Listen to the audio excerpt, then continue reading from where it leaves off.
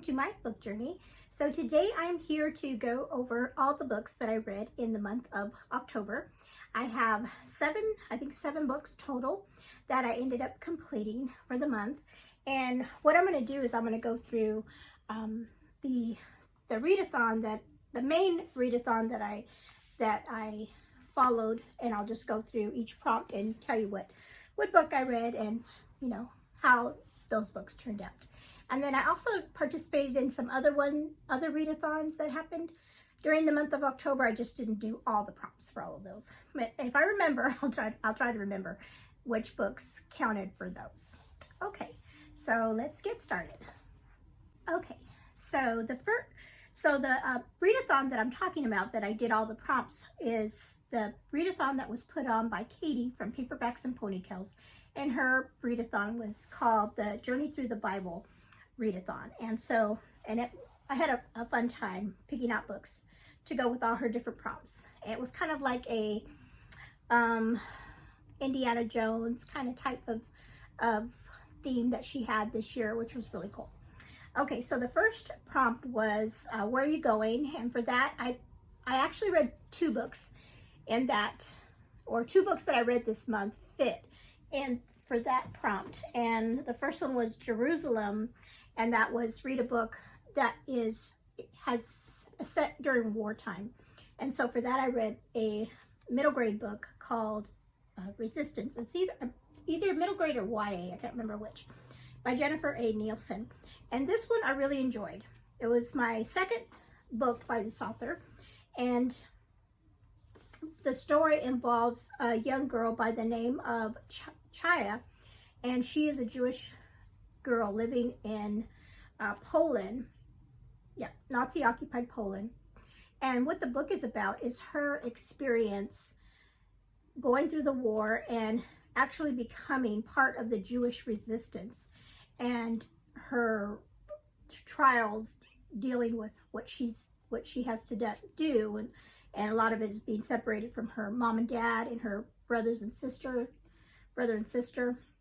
and then her going off to be a part of this resistance force that is mainly, a lot of them are young Jewish people, and they are undercover resistance that are helping those Jews that are in ghettos in Poland.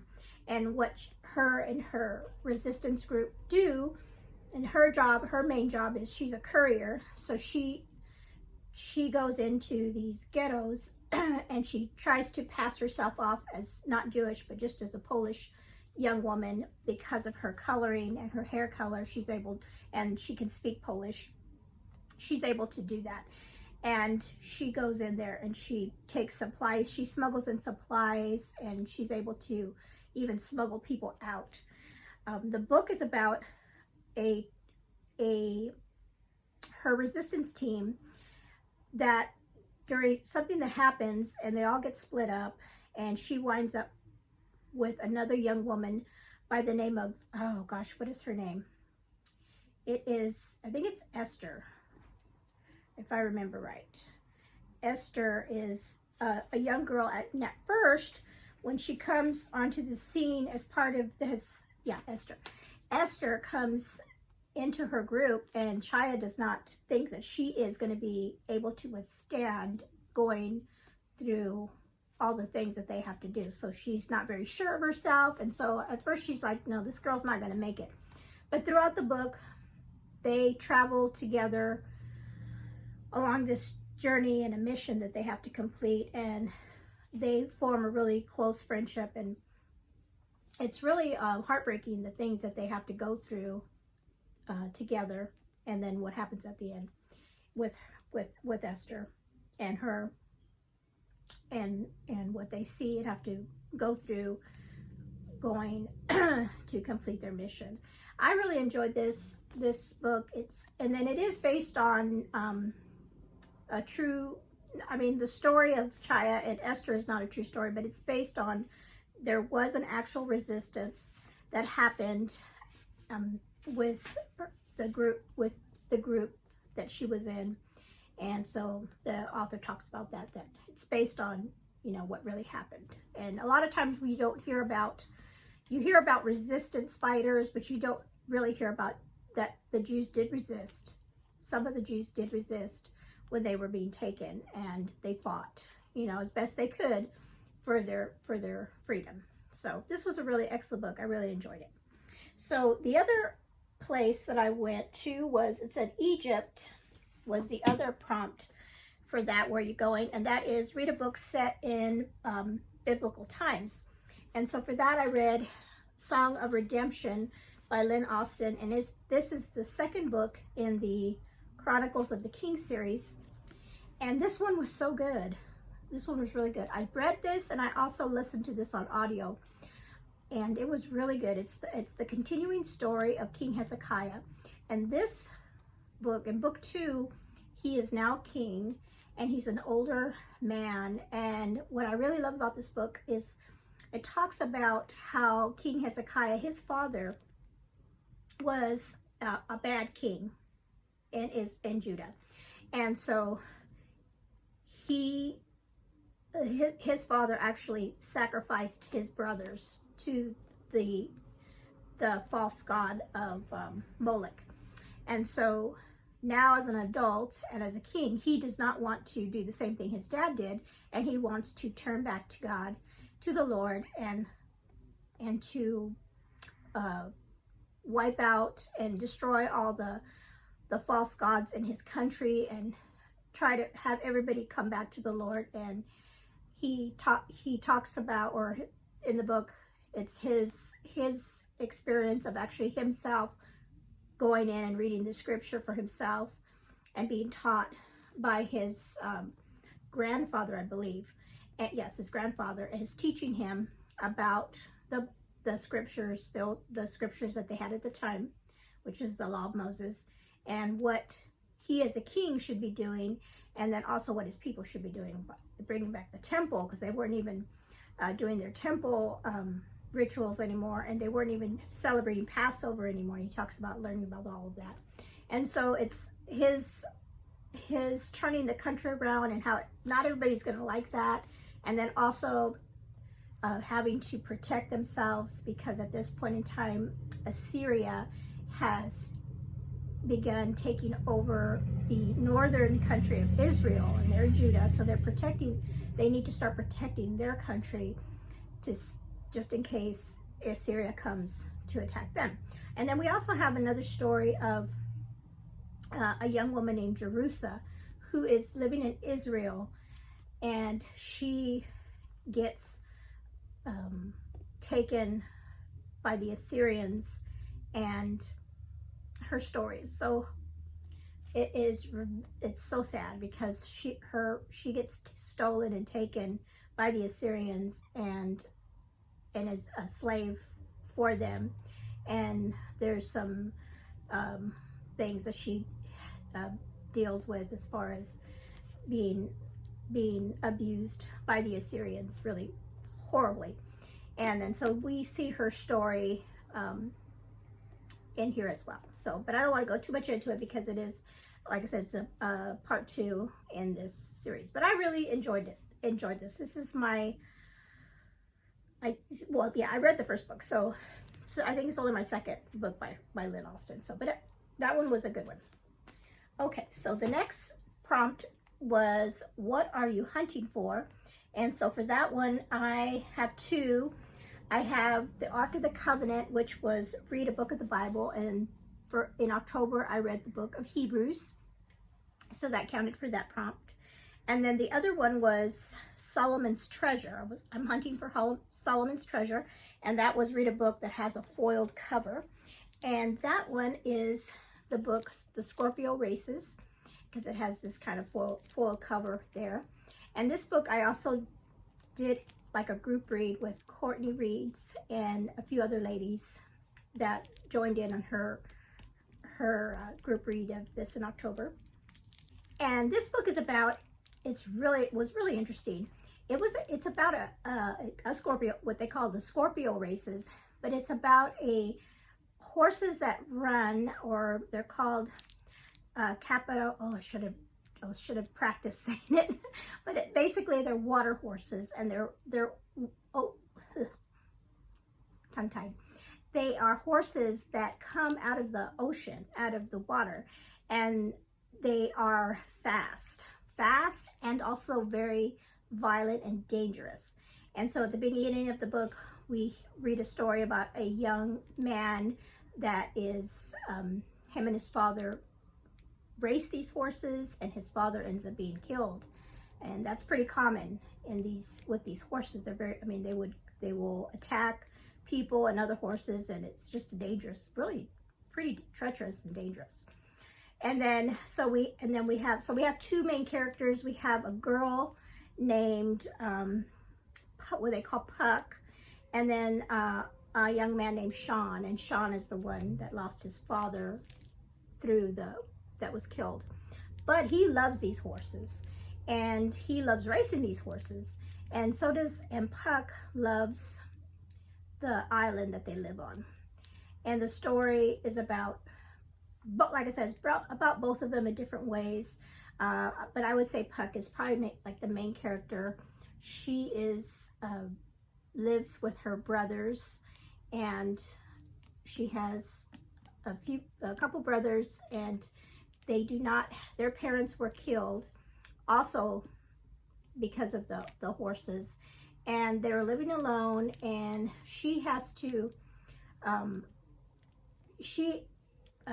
wants to enter this race that happens once a year, every November, I think. And every year they have this race, which is very dangerous because of these horses, but they race along the beach. But she needs to join the race because she is trying to stop her older brother from leaving. And he has come, their oldest brother has come, his name's Gabe, and he wants to leave the island altogether. And she's hoping to keep him there, and one way she was going to do that is to be a part of this dangerous race. So that's basically what the book kind of is about. The race is very exciting, and if you are a horse lover, you will love that book. So that is the book that I read for this one. And the next one is Who Are You Going to Meet? And I picked A Treasure Hunter, and that prompt was read an action-filled book. And this is the book that I read for that, and this definitely was an action-filled book. It's called Worst Case Scenario by J.T. Newman. Oh, and this book just starts off really fast. I read this in a couple days. It was so action-packed, and you just kept turning the pages. But the crazy premise of this book is you have a aircraft that, and it's a big jet, as you can see, that the pilot has a heart attack. It kicks off right away. The pilot has a heart attack and crashes the plane into and on top of a nuclear power plant. And so the whole book takes place in, I think, so many hours, maybe, I'm trying to think. They kind of give you a countdown at the beginning, but it's not very long. 16 hours, I guess, the total time, 16 hours, because everything is critical, because they this plane lands on this nuclear power plant, and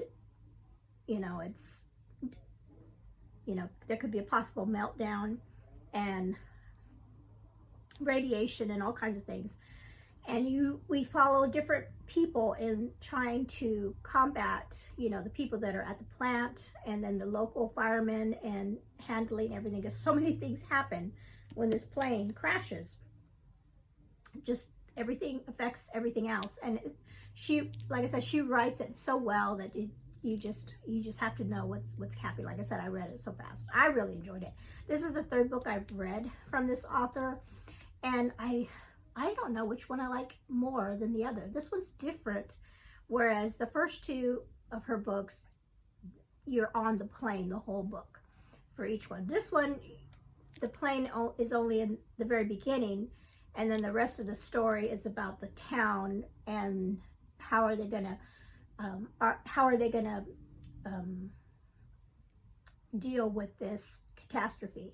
And you know, if you've read or watched the movie Chernobyl, a lot of things, you know, will be similar, and you know, it reminded me of Chernobyl in a lot of ways. So that one was the one that I read for that. I really enjoyed that one. Okay, the next prompt was a booby. So we get to the booby trap. So the booby trap that I picked was filling with sand, and it was read a book that you could read in one day. And so this is this little short book, little novella that I read called Small Things Like These by Claire Keegan. And this is really interesting. It was a book about a man in an Irish town in 1985 named Bill Furlong, and he works delivering coal in this town. What the story is about is him really, I guess you would say, him doing something good in his life. He was a good man. I mean, he had a wife and he had daughters, and he was a good father, a good provider and everything. But I don't think he had this feeling like he never really felt like he did good, or he was like something worthwhile maybe in his life.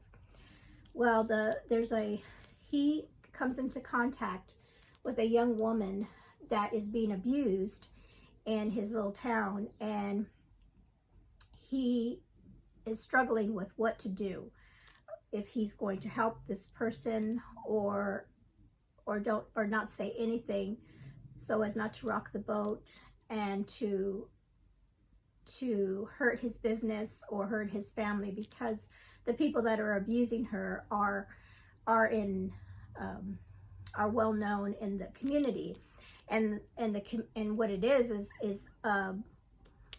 at the end of the book, after I finished reading it in the author's note, you come to find out that the story that was being told is based on something that really happened in real life, and which was really sad. What it was is there was in Ireland, they had what they called laundry. Let me see if I can get it right. Laundry places where they would have that. It was ran by the Catholic Church originally, I believe. And what it was they would have these young women either off the street or orphans or whatever, and they basically would put these young women to work in this laundry, where they would do laundry as a business in these communities. But it was basically slave labor, and it was called the Magdalene laundries. That's right. And they were around for years and years and years. And it looks like that Ireland didn't actually close them down, not until 1996. And it sounded like people knew it was going on, but nobody would speak up or do anything about it. But these women were being abused, and it was just really hard to read. But that's what it was called. It was called the Magdalene laundries in Ireland, that had such horrific conditions. And for these young, and they said, here it says that a report found that 9,000 children died in just 18 of the institutions investigated. So it was just a lot of babies that were born and killed, and they found like the graves, like a lot of unmarked graves of thousands of infants that were born, that died in those institutions. Just a really sad story. And so that was what the book was about, and what he did in that circumstances. The reason I found this book was they recently made a movie about it, and I think it's on streaming, on one of the streaming services, I believe. I can't remember if it's either, if I remember, I'll put it down here, if it's like in the theaters or not. But it was sounded interesting, and then in the trailer it said it was based on the book, and so that's why I picked it up. So first time reading this author, and I really enjoyed her writing, so that was a good one. It's really sad that it happened, but it was a good read. Okay, so then the last one, oops, there goes all my books. The last prompt that she gave us was How Do You Escape? And that one was, I picked Torch, and that is read a book by light, like, you know, read it outside. And so I put this one in there. And this was New Moon by Stephanie Meyer, and it's the second book in the Twilight series. And I read this outside in my backyard, just enjoy the sun when on warm days. So that's why I picked that one for that prompt. And then this one, if you don't know, this series is about a young woman that falls in love with a vampire. And book 2 is about her and her, so it's Bella, and Edward is the vampire that she fell in love with. And at the beginning of the book, he breaks up with her because he doesn't want to put her in danger. And so the book is about her being kind of depressed and sad that he has left her, and she's just, you know, wallowing in a broken heart. But then she meets Jacob, who is really super sweet, and he just his what she said, I love this part. It says, it was Jacob himself. Jacob was simply a perpetually happy person, and he carried that happiness with him like an aura, sharing it with whoever was near him. And so she, because of him, it brought her out of that depression, and she was able to get back into like the land of the living, and then other stuff happens later on in the book. But I enjoyed it. This first time reading New Moon. I've seen the movie, but this first time reading New Moon, and I do want to continue. I have all the books, and I do want to continue on with the series. So that was the final prompt, and I did not survive. So what I should have done is, I think for filling with sand, I was supposed to do the bullwhip, which was to read a popular release, but I didn't do that. I picked the wrong escape, so I didn't survive, because that's what her readathon was. Depending on which booby trap prompt you picked, and how you escaped prompt is if you did survive, and I didn't, unfortunately. But I had fun doing her readathon. Okay, I read one more book in the month, and it was The Warden by Anthony Trollope, and I read this one to go along with Victober, and this one was so good. This was so good. I was really surprised, because I didn't think I didn't do too good with Pride and Prejudice. I really didn't. But this one I enjoyed a lot more. I enjoyed the writing style and the subject matter. And so I picked this book because one of the prompts for the Victober was read a book that has like a religious theme in it. And this one was about the warden, and he was a kind of like what you would say the music director of this church, and he also was in charge of a kind of like a hospital, or a place where the I see, what did they call it?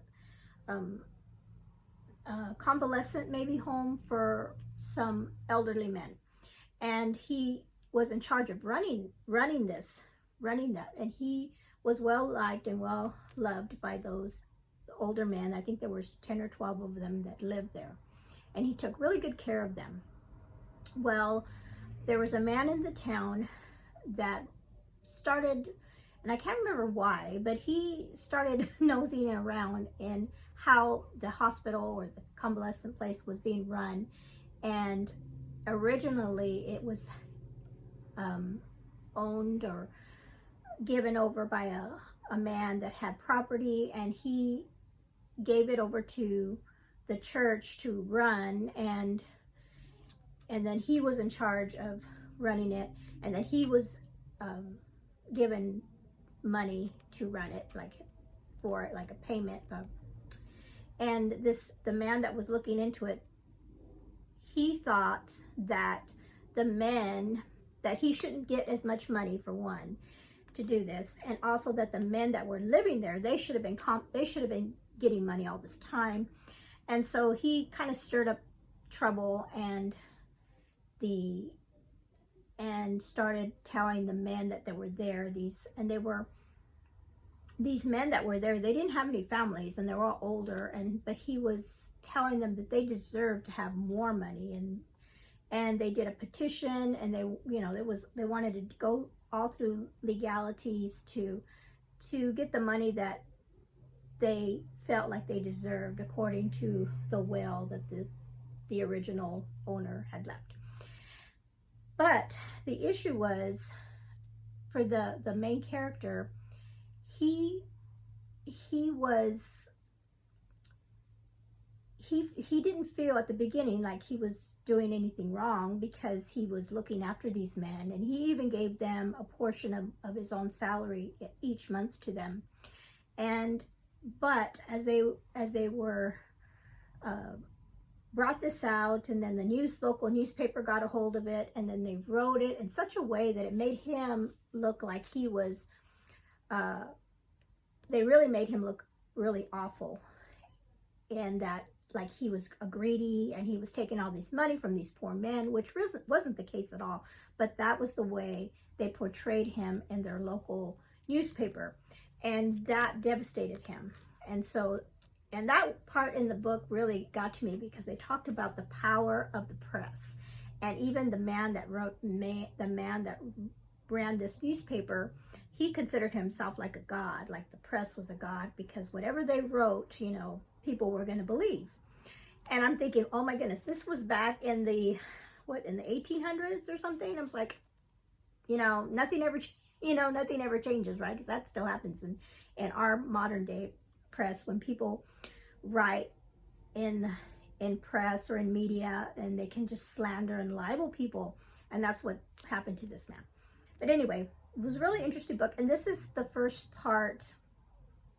book in a series, and I really want to continue on later and read what happens next in this town, because I think it follows the township and all the characters. And there was other people. He had a daughter and a son, but it's kind of hard to go into everything. I think the main thing I took away from it was that the power of the press and how it really affected him, and because of that, what he ended up choosing, as far as, should he still being the warden of this place, or what should he do? So it was a really interesting book about that. Okay, so that is it. I think those are all the books that I read. I did yep, I think I have talked about all of them. And so I didn't read as many books as I wanted to, but I did enjoy the ones that I did read. So one quick little thing, I had posted in my community tab, I am going to be celebrating in December. Is going to be my 1-year anniversary here on BookTube, and I wanted to do a kind of Q&A about just with you all, and just as and also maybe even a giveaway, maybe, and that just as a thank you to everyone that has been watching my videos over the past year, and have been subscribed and commented, and just given me a lot of great recommendations during the year for books and things. And so I had posted, like I said, I posted on the community tab, a place where you can ask questions of me, and then I will, in December, do a video, and I'll go through and I'll answer all your questions, and they could be, bookish or life or Bible or anything, whatever you want. And then when I look forward to going through those questions with you and answering them. And I'll see if I can link that in the description below if you haven't done so. So, all right, so then I think that's it. It was a fun month. I am already started.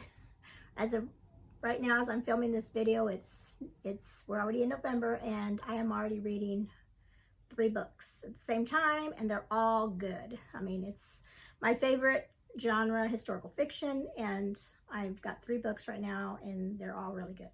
So that is it. That is all for today. Thank you so much for joining me, and you all have a blessed day.